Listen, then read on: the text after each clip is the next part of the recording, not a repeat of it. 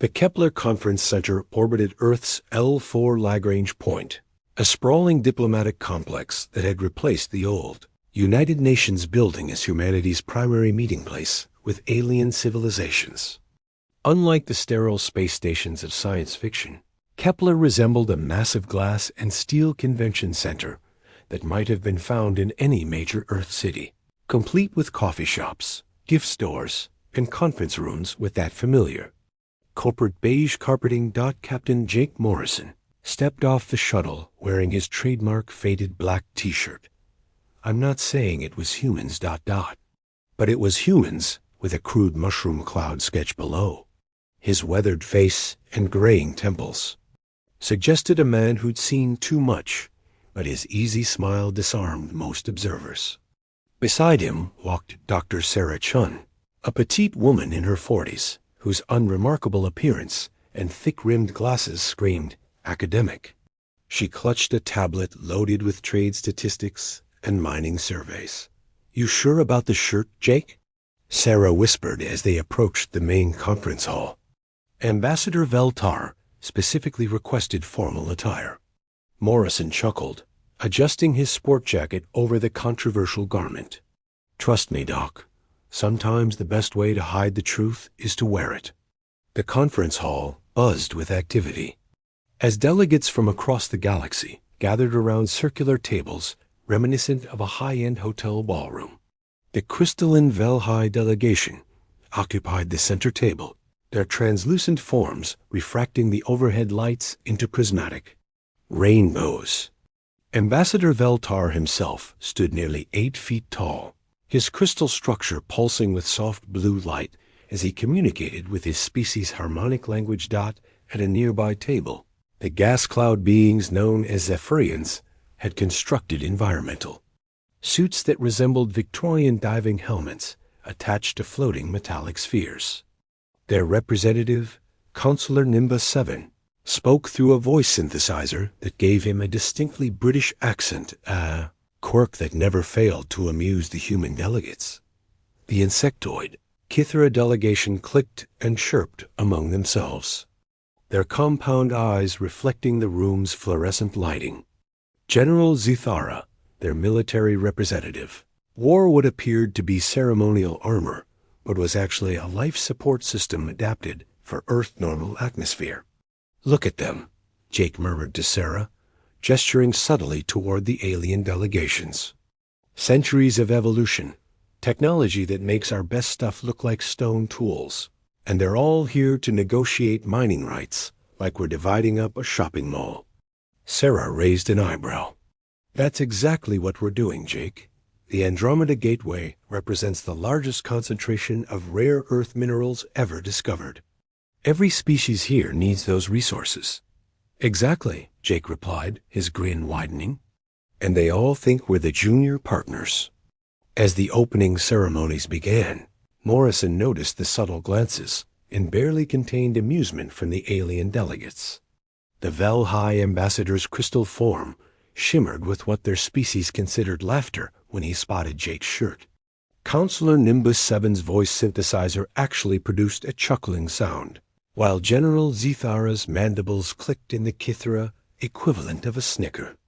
The human delegate appears to have dressed for a casual gathering, Veltar announced in perfect English, his harmonic voice carrying amusement to every corner of the room. Perhaps he is unaware this is a formal diplomatic proceeding? The room erupted in what passed for laughter among the various species. Jake stood slowly, straightening his jacket and revealing more of the shirt beneath. "Oh, I'm perfectly aware, Ambassador," he said, his voice carrying clearly through the chamber. "I just wanted everyone to know exactly what they're dealing with." Laughter continued, but Jake caught Sarah's subtle nod. Phase 1 was complete. They thought it was a joke. They had no idea how wrong they were. Asterisk. The second day of negotiations began with a series of unfortunate technical malfunctions that seemed to plague everyone except the human delegation. Ambassador Veltar discovered his species' primary communication relay was broadcasting human jazz music on all frequencies, while Counselor Nimbus 7 found his environmental suit's atmosphere processors producing an uncomfortable mixture of oxygen and nitrogen instead of the methane-hydrogen blend his species required. Most peculiar, General Zethara chittered, her compound eyes examining the malfunctioning translation device that now spoke only in what appeared to be ancient Earth languages. These systems underwent complete diagnostics before departure. Jake. Morrison sat at the human delegation table, sipping coffee from a paper cup and appearing to study trade reports while chaos erupted around him. Beside him, Dr. Sarah Chun made sympathetic noises while offering technical assistance that somehow never quite resolved the problems. Perhaps we should postpone today's session, Veltar suggested, his crystalline form flickering with frustration, as his personal communication array continued playing what sounded like Miles Davis. Nonsense, Jake replied cheerfully, standing and revealing his shirt once again. Several alien delegates had begun to find the garment less amusing after yesterday's inexplicable technical failures. We're here to negotiate, right? A few glitches shouldn't stop the greatest minds in the galaxy. Dr. Chun cleared her throat delicately. I've been analyzing the failure patterns, she announced, adjusting her glasses with an academic air. It appears the malfunctions are following a specific sequence, almost as if they're coordinated. The temperature in the room seemed to drop several degrees. General Zuthara's mandibles ceased their nervous clicking, while Counselor Nimbus 7's voice synthesizer produced a sound suspiciously like a gulp. Coordinated by whom? Veltar asked, his harmonic voice carrying an edge that hadn't been there before. Jake shrugged, pointing to his shirt. Well, like I always say, I'm not saying it was humans, but it was humans, Sarah finished quietly, her academic demeanor never wavering. The silence stretched uncomfortably before nervous laughter began rippling through the alien delegations. Surely the primitive humans weren't claiming responsibility for infiltrating the most advanced technological systems in the galaxy? Your humor is refreshing, Veltar managed, though his crystalline form had shifted to a deeper blue. Though I admit I failed to see how your species could have accessed our quantum-encrypted networks. At that moment, a young man who appeared to be barely out of his teens approached the human table carrying a steaming cup of coffee. This was Marcus Torres, officially listed as Jake's intern, but whose youthful appearance and casual demeanor had made him virtually invisible to the alien delegates throughout the conference. Sorry I'm late, Captain, Marcus said with a sheepish grin. Had to swing by the Velhai ship to fix the navigation computer. Amazing how a simple firmware update can solve so many problems. The room fell completely silent. Marcus had just casually admitted to boarding and modifying systems on an alien vessel, speaking as if he'd simply stopped by a corner store for milk. You were aboard our ship? Veltar's voice cracked slightly. Oh yeah, Marcus replied, settling into his chair and pulling out what appeared to be a standard tablet. Really impressive design, by the way. Your quantum encryption was pretty tough to crack. Took me almost 3 whole minutes. General Zethara S-Armor began emitting a low whining sound, the Kithara equivalent of a panic attack. 3 minutes? That encryption standard has never been broken by any known technology. Known technology, Sarah repeated mildly, making a note on her own tablet. That's the key phrase, isn't it? Jake leaned back in his chair, his casual posture contrasting sharply with the growing tension around the conference table. You know what the funny thing is? You all keep talking about humanity like we just discovered fire last week. But we've been watching you for longer than you think. He tapped his shirt again, the mushroom cloud design suddenly seeming less like a joke and more like a warning label. That archaeological site on Kepler 442 that wiped out the Vexhai research colony 10 years ago? The one your scientists blamed on ancient booby traps? The alien delegates leaned forward despite themselves. Wasn't ancient. Wasn't aliens. Wasn't even particularly complicated. Jake's smile never wavered. Just good old-fashioned human engineering with a 20-year delay timer. The coffee cup in Counselor Nimbus 7's mechanical appendage began to rattle against its saucer. Asterisk Elena Santos arrived at the conference room, carrying a stack of what appeared to be standard diplomatic folders. Her professional attire and confident, stride marking her as another unremarkable member of the human delegation. To the increasingly nervous alien representatives, she seemed like just another bureaucrat, exactly as intended. "Sorry to interrupt," Helena said with a bright smile, distributing folders around the table. "I've compiled some background information. That might help contextualize our current negotiations." General Zethara's compound eyes focused on the folder placed before her, mandibles clicking nervously. "What manner of contextualization?" "Oh, just some historical data," Elena replied cheerfully. "For instance, Ambassador Veltar, I thought. You might be interested in knowing that your son Velcon is doing wonderfully at the University of New Geneva. Excellent marks in xenobiology, though his professor mentioned he's been having some homesickness issues. Veltar's crystalline form went completely colorless. How do you know about my son?"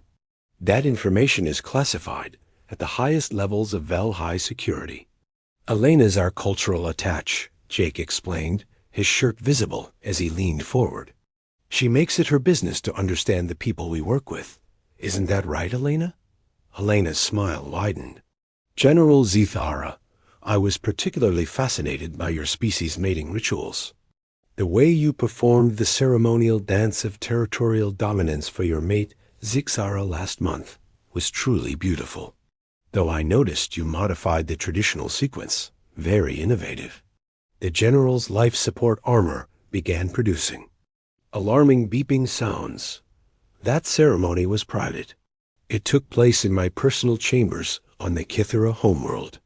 "Counselor Nimbus 7, Elena continued, consulting her notes with academic precision. "Your poetry is lovely, by the way. Particularly the sonnet you composed about the methane storms of your birth cloud.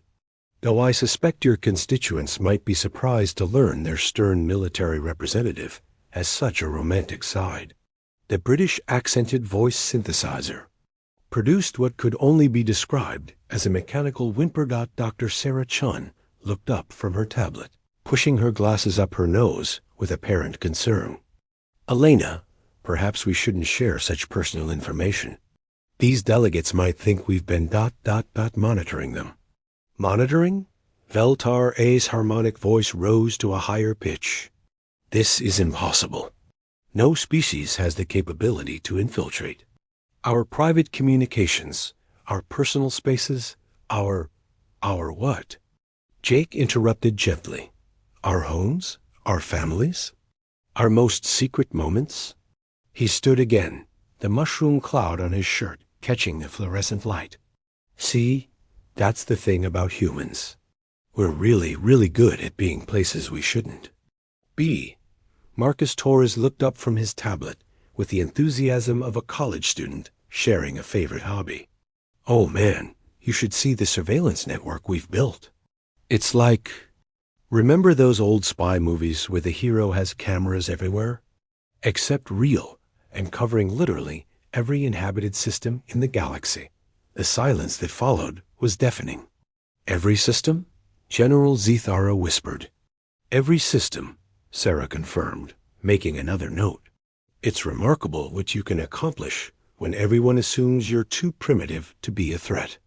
We've been placing cultural exchange artifacts and research stations throughout galactic space for decades. Amazing how eager everyone was to accept gifts from the friendly new species." Elena opened another folder, this one containing what appeared to be technical specifications. "The monitoring stations disguised as friendship monuments in Kithera space are my personal favorite.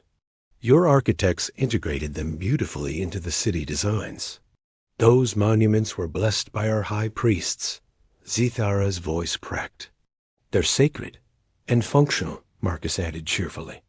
Real-time audio and visual monitoring of your entire command structure, plus the ability to interface with your military networks if needed. The blessing ceremonies actually made them more effective. Nobody ever questions sacred objects. Veltar's form had begun flickering erratically. This is ... This is an act of war. Jake shook his head, his expression almost paternal. No, Ambassador. This is an act of preparation. You see, humanity learned something important when we first made contact with galactic civilization. Everyone assumed we were harmless because we were new. He walked around the table, hands clasped behind his back like a professor delivering a lecture. So we decided to let them keep thinking that while we figured out exactly what we were dealing with. And what we discovered was fascinating. What did you discover?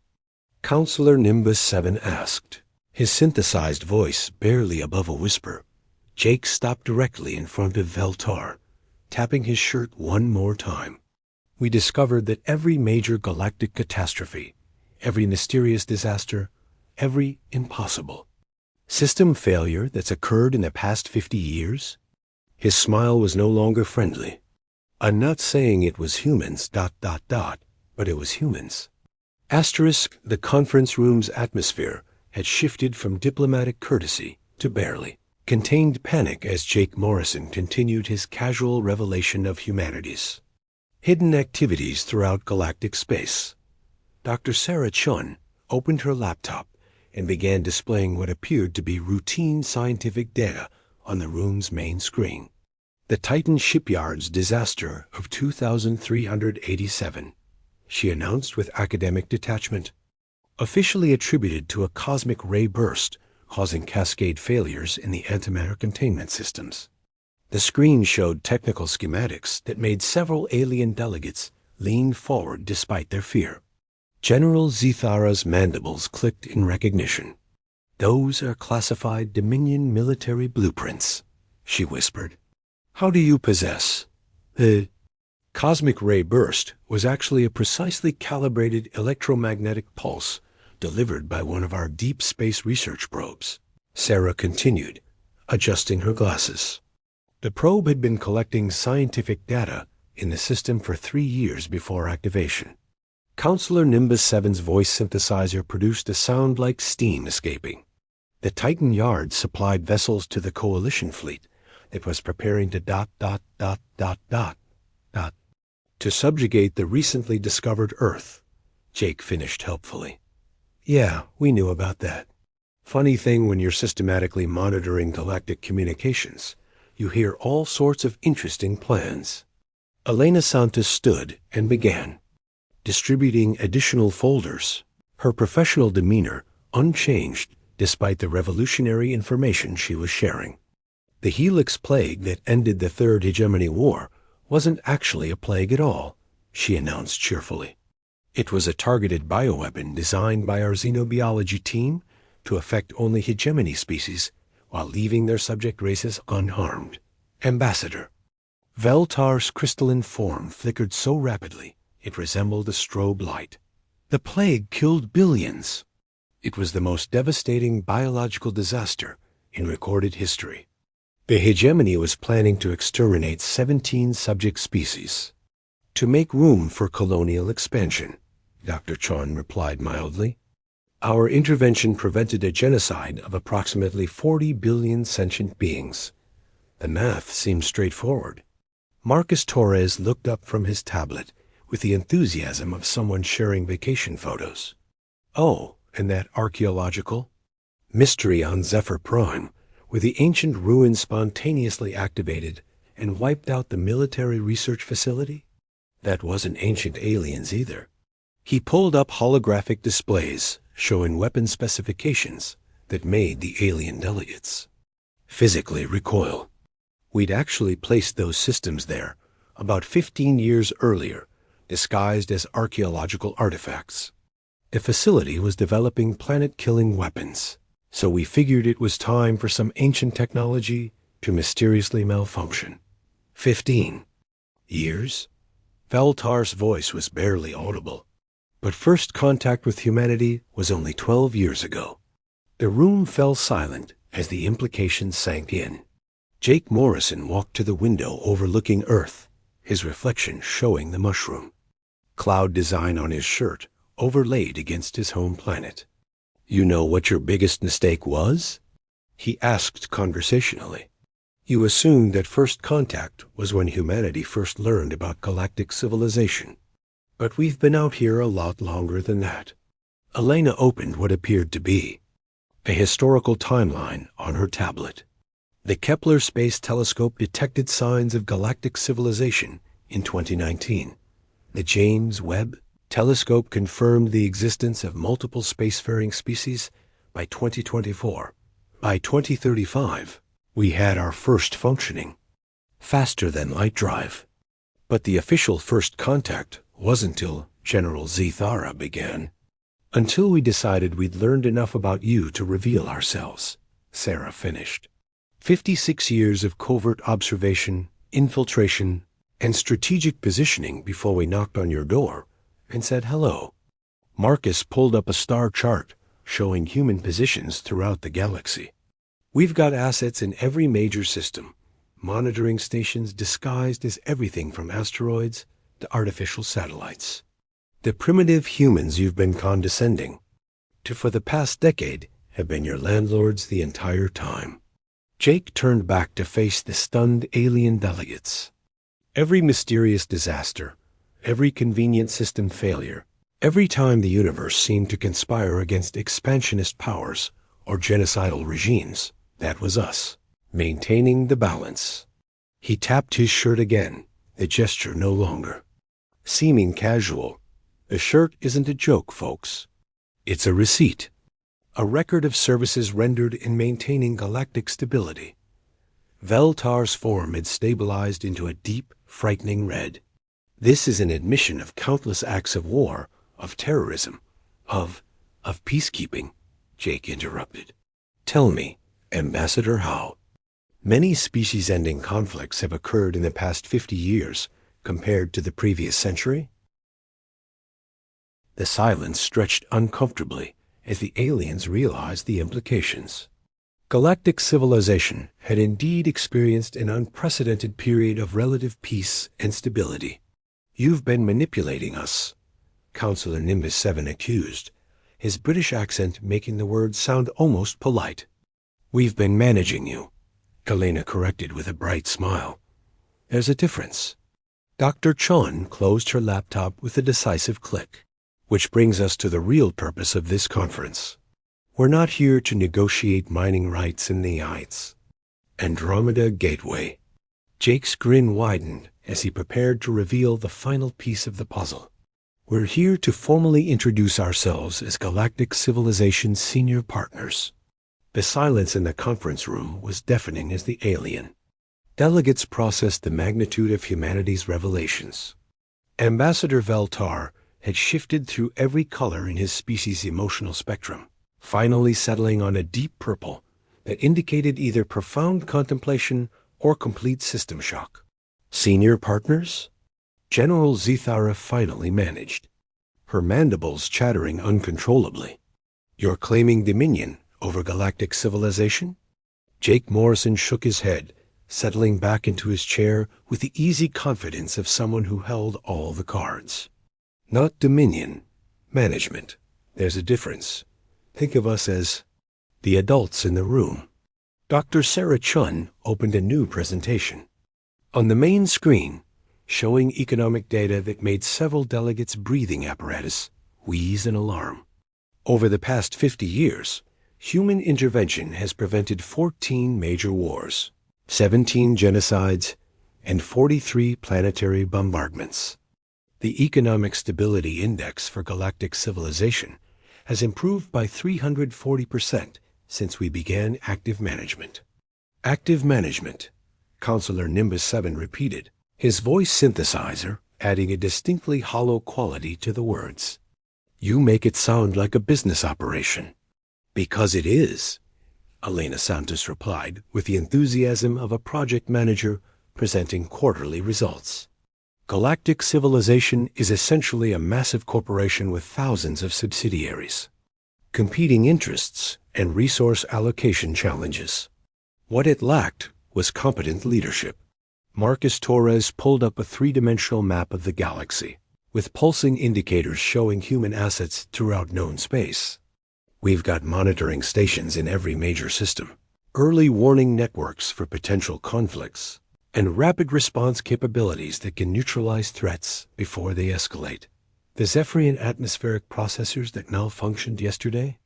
Sarah continued, consulting her notes. They didn't malfunction. We temporarily modified their output to demonstrate that every piece of critical infrastructure in this room, in this galaxy, operates at our discretion. Veltar's crystalline form flickered weakly. This is impossible. The technology alone would require exactly the kind of distributed intelligence network we've been building for 6 decades. Jake interrupted. While you were all focused on your territorial disputes and trade negotiations, we were quietly becoming the Galactic Internet System administrators. Elena stood and began walking around the conference table, her professional demeanor somehow more terrifying than any military threat. Every communication you've sent, every strategic plan you've developed, every private conversation you've had, we've been listening, learning, and occasionally intervening when your decisions threatened galactic stability. The mining rights. In the Andromeda Gateway, General Zethara said slowly, pieces of a horrifying puzzle clicking into place. There never were any mining rights to negotiate, were there? Marcus grinned, looking like a college student who just aced a final exam. Oh, there are mining rights. We've been mining the Andromeda Gateway for 15 years. This conference was actually our way of informing you that you're now free to bid on subcontracting opportunities. The implications hit the alien delegates like a physical blow. They hadn't come to negotiate as equals. They'd been summoned to. Receive new employment terms. Dr. Chun activated another display showing production schedules and resource allocation charts. The good news is that human management has been profitable for everyone involved. Species under our administrative oversight have experienced a 67% increase in average lifespan, a 234% improvement in technological advancement rates, and a 450% reduction in violent conflicts. Administrative oversight, Veltar whispered. You're talking about about a benevolent dictatorship, Jake finished, standing and straightening his jacket to fully display his shirt. The thing is, it turns out humans are really good at this kind of work. We've been managing complex, multi-species societies on our own planet for millennia. Elena returned to her seat and opened what appeared to be a standard corporate contract. Which brings us to the new organizational structure. Each of your governments will maintain local autonomy for domestic affairs, but all interstellar activities will be coordinated through human oversight offices. And if we refuse? Counselor Nimbus 7 asked, though his synthesized voice suggested he already knew the answer. Marcus looked genuinely puzzled. Refuse what? You're already operating under human oversight. Have been for decades. We're just making it official and streamlining the process. Sarah pulled up a final chart showing the current state of galactic military forces. Every major fleet in galactic space currently depends on navigation systems, communication networks, and supply chains that we control. We're not threatening anyone. We're simply acknowledging the existing power structure. Jake walked to the window again, looking out at Earth with paternal pride. You know what the beautiful thing is? This system works. Galactic civilization is more peaceful, more prosperous, and more stable than it's ever been. All we're asking is that you stop pretending we're the junior partners in an arrangement we've been managing all along. He turned back to face the stunned alien delegates, tapping his shirt one final time. The t-shirt was never a joke, folks. It was a mission statement. Whenever something needed to be done to maintain galactic stability, to prevent catastrophic wars, to keep civilization functioning. His smile was warm, almost fatherly, but his eyes held the calm confidence of absolute power. I'm not saying it was humans, but it was humans. And now that we're all clear on that, let's talk about how we move forward together. Ambassador Veltar's crystalline form had settled into a resigned silver. What ... What do you need from us? Just keep doing what you're doing, Elena replied, cheerfully, pulling out standard employment contracts. You've all been excellent middle management. We're just updating your job descriptions to reflect reality. As the alien delegates reluctantly reached for their styluses to sign humanity's terms, Jake Morrison smiled and poured himself another cup of coffee. Sometimes the best way to reveal a secret was to wear it on your shirt and wait for everyone else to figure out you weren't kidding. Outside the conference room windows, Earth continued its slow rotation, home to the species that had quietly become Galactic civilization's senior partners, while everyone else was still arguing about who got to sit at the big kids' table.